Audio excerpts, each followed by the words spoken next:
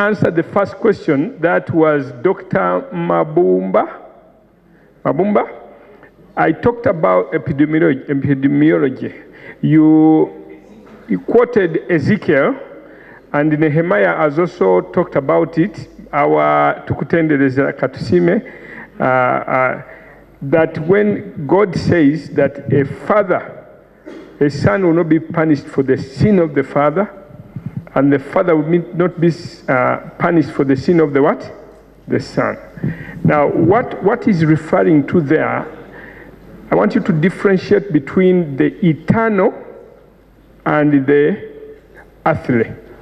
There is a difference. When it comes to your eternal destiny, your parents, your friends, your father, your mother does not come in. When it comes to your eternal destiny, whether you go to heaven or not, that cannot be decided by your father. It cannot be decided by your mother. You choose God or you choose Satan. That punishment, eternal punishment, does not depend on your parents. But when it comes to time, when you are here on earth, you don't suffer the sins of your father, but the consequences of those sins. So there is a difference. What is referred to there about the sins of the fathers upon the children to the third and fourth generations are the consequences of all those sins. Those ones will suffer here on earth. And our friend from the West, are you the one? And somebody else talked about from the Eastern. I want you to just look at the history of Uganda alone. Objectively, let's remove the politics, let's look at it objectively. Buganda welcomed the gospel first through the king. And through that became a door to many others. Any nation, any person who welcomes God is blessed by that. And there are three blessings that follow. The first one is leadership. The second one is promotion, tutum. The third one is wealth, prosperity. Any family, any nation, any tribe which embraces God, that goes beyond Uganda. England, that's how it happened, all those nations. So in Buganda, I come from Buganda. We welcome the gospel of God, and then we became a channel of blessing. But the Buganda, where I come from, we had deep roots in witchcraft. So it's kept on there, and very, very soon we lost that. The revival, East African revival, which started in Buganda, ended up really more in the Western Asia. So our people, most of our people who welcomed the gospel at that time, most of them would come to church, and the reverend says, you should not have witchcraft. Yes, Sebo. Witchcraft, they remove the shrine from the front of the house, and they put it at the back. For us, the shrine is at the what? You understand that? So in other words, it remained in name. Our Christianity remained in what? In name. Even now, majority of our people are like that. And so it lost its power. When it went to the West, they received it with all their heart. All their nomenclature changed. To Musime, to Muhimbise, to... Do you hear those names? Do you know the meaning of those names? They're all about God. About God. To Musime, to Muhimbise, to God. So the revival which started here didn't take root, yet there it was welcomed. That is the explanation of what you are saying. When they received it with all their heart, that's the blessing that they got. Because it brings, automatically it brings leadership, it brings prosperity, and the tutumu. The tutu, all those three we started with. Kati ekitiibwa kyaffe tukiyimba kati kitiibwa kya Buganda kyavadde kati kyatufaako nagendako ebugisu. And when they started to sing it, I didn't want them to sing anymore. Because they said, ekitiibwa kya Buganda kyafadda. What you people you are. So, for us we still sing it, but somehow we lost that because we welcomed the gospel at the front, then the back we are doing some other thing. When you go to the West, they got it full swing. That is the prosperity that flows. And you also made a comment about the East. That is the truth. Leave out all the politics and all that. That is the truth. It's not only here. Go to any other nation. If we had time to go through the history in Europe, you'd see the same trend. And you said, you go back now in your family or in your community. Look at the people who served God faithfully, even if they were poor, like Dr. Amoni was saying. Look at those people who were always in Mokeresia, they will go and serve God faithfully. Their children get blessed. Because in their time, their mind may not have known much, but their heart was right. So God honors that and blesses their children. And it's many of you here. Some of you, the reason you've maybe been able to be where you are, there are some good things that are flowing with you. Now, it does not take away your responsibility, but a lot of that you get has a lot to do with that. Thank God that we have a way out, that you, even if you have a bad background, you still can get, for you, you can choose to follow God. Now, I want us to read this passage very quickly, and you'll see that this is Jesus himself speaking. This is not anybody else. These are the words of Jesus, and we're going to read them together, okay? 1, 2, 3, go. Woe to you, teachers of the law and Pharisees, you hypocrites! You build tombs for the prophets and decorate the graves of the righteous. And you say, if we had lived in the days of our forefathers, we would not have taken part with them in shedding the blood of the prophets. So you testify against yourselves that you are the descendants of those who murdered the prophets. Fill up then the measure of the sins of your fathers. You snakes, you brood of vipers, how will you escape being condemned to hell? Therefore, I am sending you prophets and wise men and teachers. Some of them you will kill and crucify. Others you'll flog in synagogues and pursue from town to town. And so upon you will come all the righteous blood that has been shed on earth, from the blood of righteous Abel to the blood of Zechariah, son of Berechiah, whom you murdered between the temple and the altar. I tell you the truth, all this will come upon this generation. Notice what Jesus is saying there. These Jews had murdered prophets God had sent earlier. What he's explaining is when fathers walk in sins. But when the children come and they denounce those sins, and for them they walk in the righteous way, and they can be saved from this what? The sins of their father. But if the children walk in the same sins of their what? That the same judgment which has accrued can come upon that what? Does that make sense? That's what he's talking about. That I'm going to send you these apostles and my people I'm sending, you are going to kill them. You're going to reject them. And upon you will come all the accumulated judgment will come upon this generation. Within 40 years, this was fulfilled. Jesus said this around 30 AD. In 70 AD, those Jews rejected the Romans. The Romans were ruling. So they started to incite people. The very same cities where Jesus had preached and performed great miracles, Chorazin, Bethsaida, Capernaum, they were the first one to rebel. Jesus had told them, you Chorazin, you Bethsaida, you Capernaum, the miracles you've seen, unfortunately you've rejected me. And you'll be the first one to be demolished. And that's what happened. In 68 AD, 69 AD, those were the first cities to rebel. The Romans came and wiped them out. When you go to Israel now, Capernaum is still a ruin. Bethsaida is still a ruin. Chorazin is still a ruin. The Jews have built elsewhere except those places. Now, the year next, that is in 70 AD, General Tito came with great armies. All the Jews ran away from those cities, went to Jerusalem, hid within the city, and started to fight them. The war continued for 3 years, and finally the Romans destroyed the whole temple and everything, and they put the whole city to the sword. All the Jews suffered for the next 19 centuries until they came back recently in 1948. They have just celebrated 70 years recently. Last week, 70 years. back into their land, but they have suffered for 19 centuries. That's what he's talking about here. The pain. Jesus was a righteous man. He said, you bringing all this murder against me, you're going to kill me, you're going to kill my disciples. Upon you will come all this accumulated bloodshed. So don't say, for me, I cannot think about the sins of my father. No. The justice of God, I think it's my sister here who was saying, the 11th hour, some people had worked for many.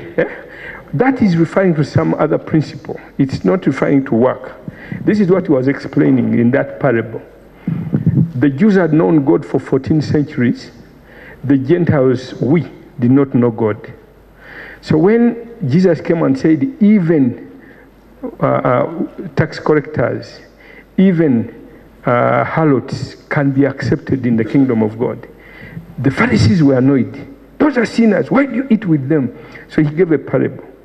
And they're saying, for you Jews who have known God for a very long time, when God comes to have mercy, he's going to welcome them as well.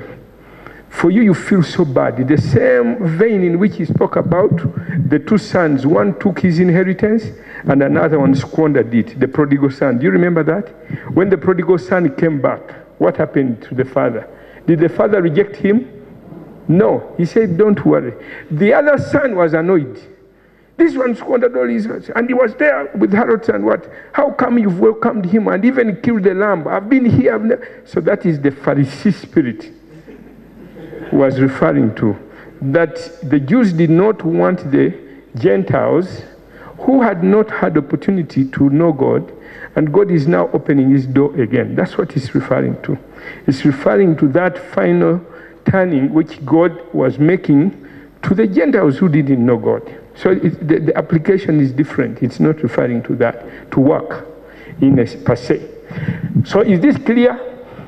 Have you understood this? Okay, so I want to move from that question. The second one is work as a philosopher of methodology. Both. One, the philosophy has to be right. When you have the philosophy right, then whatever you do, as long as the philosophy is right, then the methodology and other things only follow.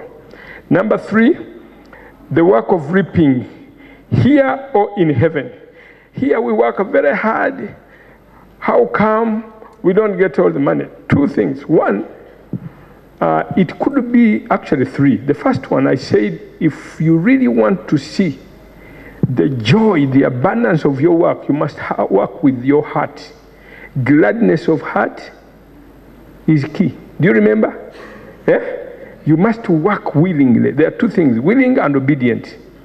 Isaiah 129 says, if you are willing and obedient, you will eat the good of the land. If you only work because nakolantia, people who always work with what? Grudging, they don't get the benefit of their full what? Work. You have to work with joy, joyfulness of heart for the abundance of all things. Very important. That's the first one. The second one is what I've talked about. There's a generational curses. Now, many people reject that because they don't believe it still works. It works everywhere. It works. Those nations that we call blessed nations or rich nations, they have 100 years of heritage of godliness. Now they are running out from God. But they have had hundreds of years of hard work. America was started by the Puritans. They are known by their work ethic. They were very, very hardworking. They prayed a lot, but they also worked very hard. These days we have people who just pray a lot, but they don't work. That is wrong. That is not biblical. That's a wrong misuse of the scriptures. But those people, the Puritans in America, they work very hard. The meetings that you see on the TV, those people in the evening. In the morning, the whole day they are working. When you visited America, you see that. People are working. They don't go late to office. They are there on time, very hard working. When they come to church, then they can sing and do all that, but they are hard working. That's what we need to change.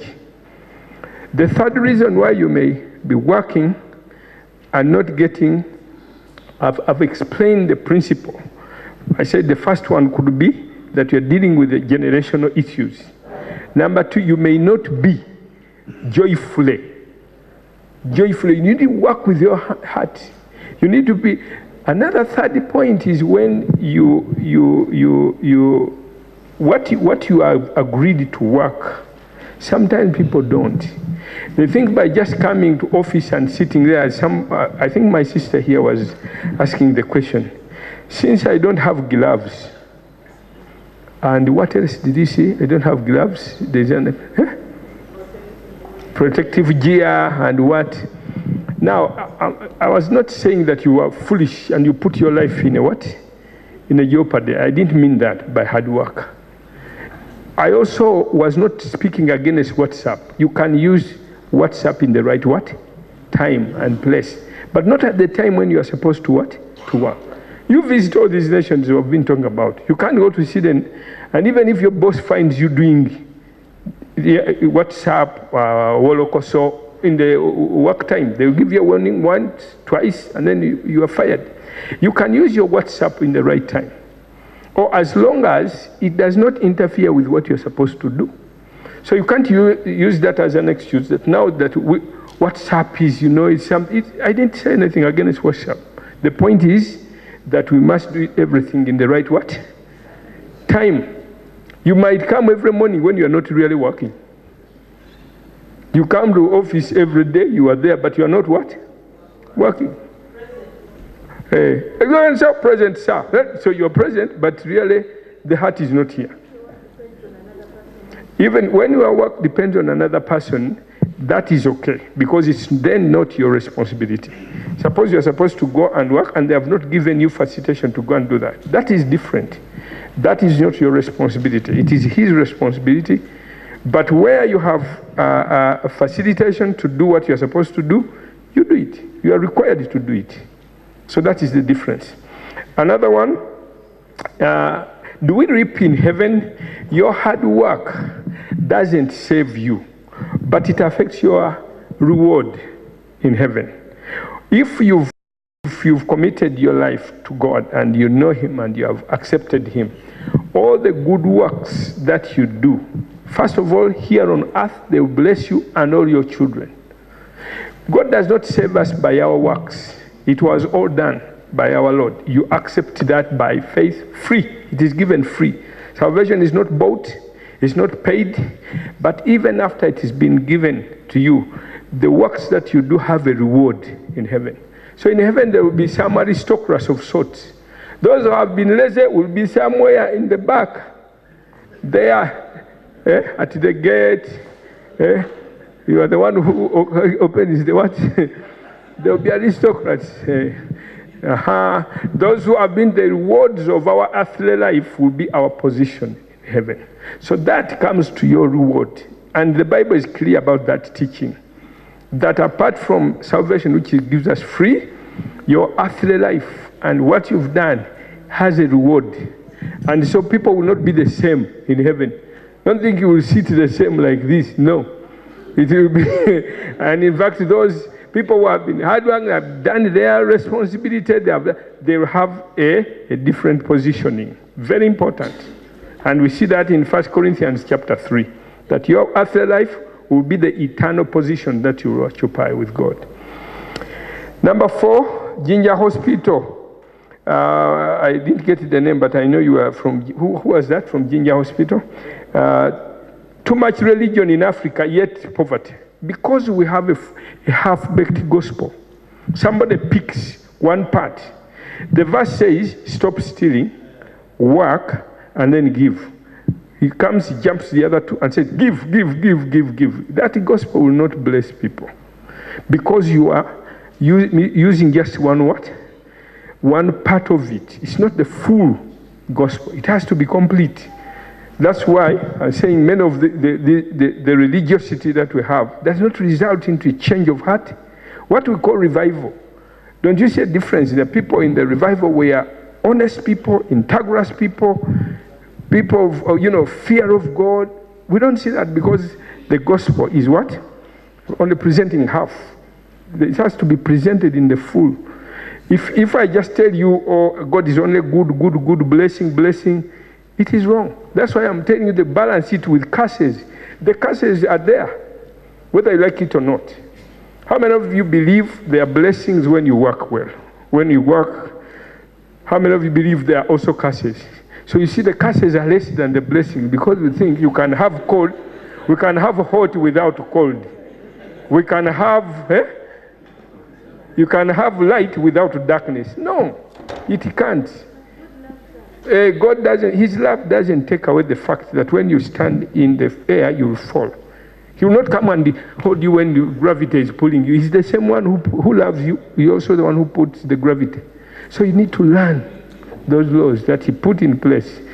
Although He loves you, He tells you to keep those laws. If you break the law of gravity, you don't actually break it. It breaks you. So that's why you need us to speak and explain them. Yes, it doesn't take away His love. He still loves you. But if He starts to break His own laws, the whole universe will disintegrate. Dr. Nambatia wanted to wonder whether the night dancing is a mental thing. Now, some of you have grown in Buikwe and what? So I not as doctors, you look for a scientific Bishop, may I say something? Yes. This week we were in Buikwe on Tuesday. Yes. To launch the rotavirus vaccine. But the chairman, LC5, said there is a lot of child sacrifice in Buikwe. Every family you go to, there is a shrine. But they also pray so hard, Buikwe. That's what he said. And now when you talk about Buikwe, I am connecting what he said, so you are aware. Yeah. Now, night dancing is a demon. It's a demon which comes upon somebody. In Luganda, we call it a chitambo. A chitambo is a spirit. Those people just, the way they run, if you ask them to run during the day, they can't run like that. There is something which gets on them. We had one in our village where I grew up. He was called Cosima. When the chitambo would come upon him, he was so fast you can't even chase. You know, it's not just a mental thing, Mchana Nambatia. It's a demonic spirit. It's something very spiritual, which has to be exorcised. Some people has to be set free. Some of them don't even want it, but they are helpless because they are born with it. In the family where there are those spirits follow them. Incisive, okay, this was wisdom. I think this is you now. Getting richer and richer, others getting poorer and what? Well, I've explained the Jews and the Gentiles. Now, personally, I don't believe in the doctrine of purgatory. I know as a Roman Catholic you believe in it, but for us we don't believe in it. We believe that a person has to choose God here on earth. If you don't, no amount of money or what the family does will ever get that person out of that. That all the choices you have to make, you make them here in life. Personally, that's what I believe, and that's what I believe the Bible teaches. But I don't want to go into that because it's a theological thing. So I would advise people to work while here and not say, oh, my family would do those things for me. We are still answerable here. Yeah, that's right. That's right. It's just that God doesn't accept any dirt to go. Okay, so that is something that I don't want to interfere with what you believe, but personally I'm presenting what I think, what I know is the Bible. Now, shouting and the way people pray, for me, I have no problem how people pray. My only concern is what is taught. If I have problem with many of my pastors, even whom I lead, I take so much time, explaining to them how important it is to teach people to work, morals. It's a big struggle I have. You also pray for me that what I'm teaching here, I also teach them. And many of them are as surprised as you are when I'm teaching this what? Even the pastors and the leaders and the churches. And some of this make me very unpopular to some. because I've seen where the church went to what? Holy. When the teaching of the scriptures are very, very clear, this is what should be. We should teach people to work. Then later in the evening they come and pray. Then live righteous lives. Be responsible parents. Be responsible fathers. Be responsible mothers. That is still a big struggle. But when people have been in witchcraft for very long, they are very easy to get others who can quickly tell them, you come this way. For me, if you bring 50,000, your problems. So the people are always like that. They want the one who makes it easy. For me, I make them repent, I make them work. Kakande says, if you only give me 50,000, things will be what? Or if you buy this water and this, where will people go? Where will people go? Yes, there are others who are just there to make money, which is true. And because the Constitution allows them, you can't stop them. Even if you tell them that's wrong, and especially business people, they don't want to be better. So, just because they were all the years in witchcraft, and that's what the witch doctors used to do. So when they come even to God, they think the same thing is true. God can be bribed. God cannot be bribed by money. God cannot be bribed by money. So that is a big, big problem. And we have to join our hands to really rebuke that thing, because it's a problem. It's a big one. Eh? We teach. We teach the truth. Preach the truth. Teach the truth. People they will be there long enough and they realize, no, this is really wrong. You can see even now we have politicians who go to witch doctors with all the education. God forbid that among you there are some who have gone to the witch doctor. Yeah? Don't you think somebody who didn't come during this retreat among you has gone to the witch doctors? What do you think? Don't you think some of those people who didn't come have also gone to, and when they get to the witch doctor, so they are, as they were born, they go naked. Yeah, that's what the witch doctor said. At 2 a.m.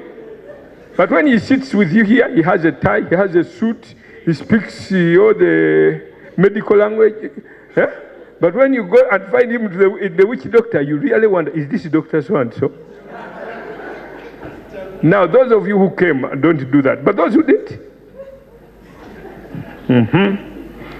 So if people can do that in a witch doctor, how about in a church? You know, so we now have modern witch doctors. They use the language of God and they dupe the people. Honorable, open. I'm ready to come anywhere, not only here in the departments, but even down there. In Tororo, where there are several divisions. Yes. I'm ready to come. Bishop, that one is her question. You tell her what you have been doing in the different regions. Of repentance. Lastly, or you can do it now so that she can know. Okay. Honorable Dr. Yomochi, one time called 300 health workers in near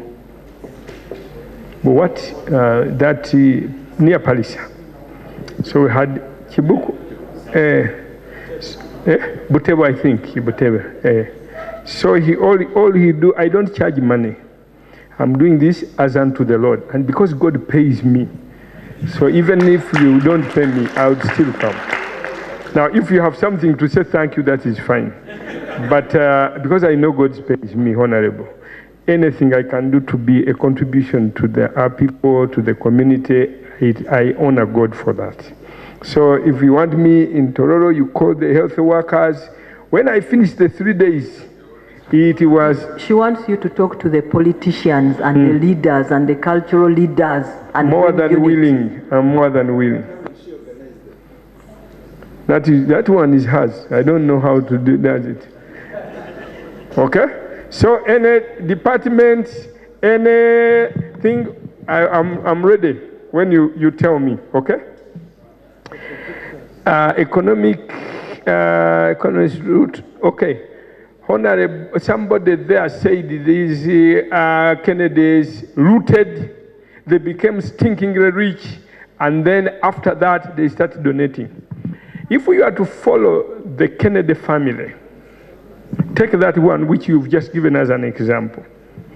When you look at the Kennedy family, they got their money in many dubious ways. As I indicated earlier, when you get money or do things in the wrong way, it brings grief. You know that all the Kennedys have been dying and dying and dying and dying and dying? Yeah? Yes. The tragedies on the Kennedy family, you can't believe. If you just look at the list, accidents, Kennedy himself, the father of John F. Kennedy, the president, died. Has had uncles, sons, daughters, accidents, a lot of grief in that family because they brought a lot of pain while they are getting money. When you use wrong methods to bring grief to the families, you may get the money, you may have the money, but you don't have joy. They have the money and the estates, but as with that, a lot of grief, a lot of pain. They die badly. The son of John F. Kennedy had thought it was politics which was killing his uncles and others. So he decided not to join politics, to be a writer. Even then, he died in a plane crash in 1999, I think. And I've had one tragedy after another. So don't join that group. Praise the Lord. Don't join that group. The people, I was in Ankole, in Rushere recently. And I was in the diocese of what? North Ankole, okay? So I was telling them that you are the sons of the revivalists. And you've had a lot of blessings because of your parents. Because God is a faithful God. Even when the children don't know God, but he still remembers the parents who served him. In Uganda here we have a man called Apollo Kivebulaya. Have you heard of that man? Apollo Kivebulaya. He survived being one of the martyrs, and he ran to Toro, continued into the Pygmies, Abambuti, Congo. So he preached, he suffered. They went, killed this man, they came the next day, he was still alive. He was in a hut, they wrote all the spears, speared through this, and they came the next day, and the man was still there until they gave up. The Pygmies stopped trying to kill him, and he loved them. He served them. He learned their language. They were climbing trees and eating fruits and roots. He learned to eat them. He converted them. He converted these men. He taught them to serve God. And then he started to do Holy Communion. Do you know how he would do Holy Communion? They were eating snakes. So he would bring them and say, now we're going to do Okusembera. Holy Communion. And what do they eat? Snakes. So he takes kachira kamusuta lyakuguno zomubiri gwa Mukama waffe Yesu because he didn't have bread. Now that is how Kivebulaya worked amongst those very difficult people. He performed great miracles in there. The lions charged them one day. He was coming, about a herd of them, coming to maul all of him and his small group. He stood up like this when these guys were running, stood up and raised his hand. He said, don't run. All the lions stopped and went back. And then another time, the mosquitoes, terrible. And then he prayed and there was a wind. So these pygmies said that his God must be what? God. So that's how he converted all these pygmies. And they always consider themselves part of Uganda. Uganda, Rwanda, Burundi, and Boga Zaire is that Apollo Kivebulaya. That whole place was all this. They always considered the children of Uganda because of Apollo Kivebulaya. Kivebulaya came back to Kampala. He's the one who led the Simeon in Sibambi to conversion. That's where the East African revival started within Sibambi. Sibambi, the father of this prime minister here. And then he was diagonized and they told him, you only have a few months to live. You've lived in very difficult conditions. You only have 6 months to live.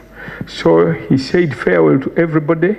And he said, I want to die among the pygmies, the children that God gave me. He wasn't married. So he asked the young man who had been looking after him. He said, I don't want you to go back with me. I want to die among the pygmies. I want to be buried there among these people. The people cried, and he said, for you, you are still young. I don't want you to go with me. I want you to stay.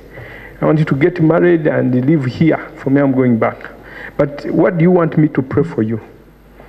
The young man said, I want you to pray for me that I and my children and my children's children will serve God the way you have served him, with these miracles, with God in their life. I said, you didn't pray for man and what? I'm so impressed. I'm going to pray for you that God answers your prayers. So he prayed and went back and he died among the pygmies and he was buried there. The young man he prayed for is the grandfather of Robert Kayanja and his brother Makumbi and all these. When you got all their family, is serving what? God. The same miracle that Apollo Chivebulaya was doing. And all that, the hand of God. God honors fathers and visits the sons in the same way. You understand that? Because Apollo Chivebulaya didn't have a son of his own, his servant can inherit that. Elisha can inherit Elijah.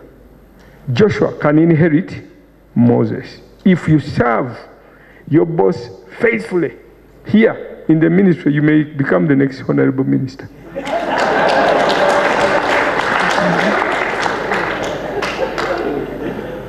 Now the interference heart defect. Okay, let me share my end. Practical linkage. This mother was talking about the practical linkage of theology and practical Western versus Eastern. I think that I've already covered that. Timothy Mosila, bad guys using morality exploitation. Yeah, there are many people who can misuse law. For something to be legal does not necessarily mean it is moral. You understand that? You can hide behind the law and do a wrong thing. But God is a just God. Our legal systems are subject to his final law. If you lived in South Africa in the 70s, apartheid was legal, wasn't it?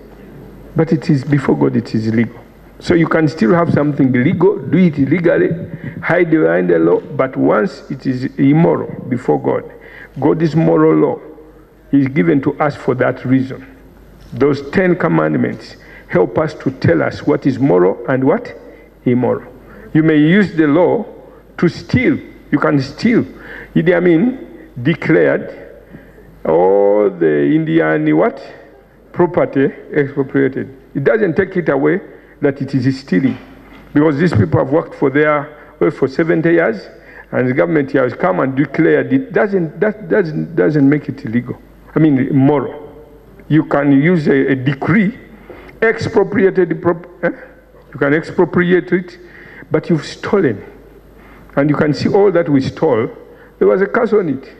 We could not even. There was no debt. We took it all, but we really never. Yeah, and it affected all our economy for the next 8 years. So legality and morality are two different things.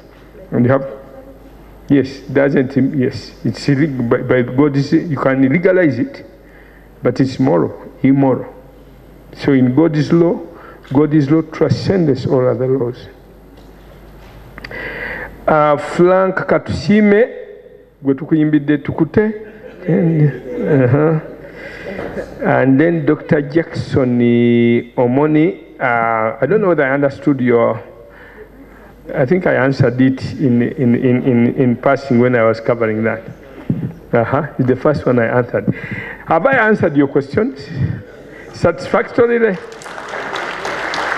Now, in case of more questions, I still can use the afternoon, okay?